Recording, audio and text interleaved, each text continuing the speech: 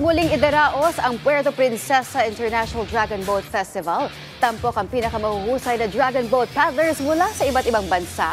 Para sa detalye, alamin sa ulat ni teammate JB Junio.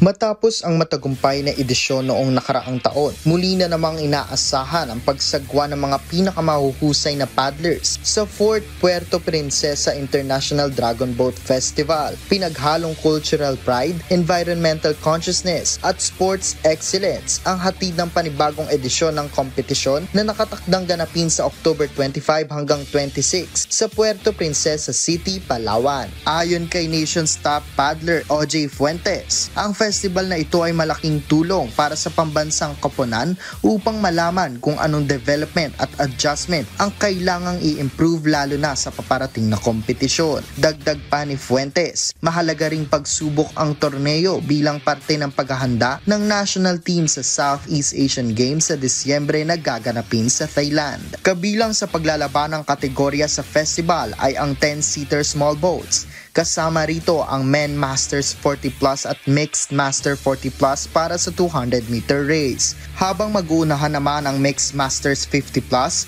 Women Seniors at Men Seniors para sa 500-meter race. Samantala, sa 20-seater standard boat, maglalaban naman ang mixed category para sa 200-meter at 500-meter distance. Sa kabila ng magaganap na matinding labanan, 400,000 ang nakataya para sa magiging overall champion ng torneo. Sa magaganap na kompetisyon, inaasahan na higit pang maipapakita ng Puerto Princesa ang yaman ng kultura, kapaligiran at kakayahan ng mga Pilipinong atleta. JB Junio para sa Atletang Pilipino para sa Bagong Pilipinas.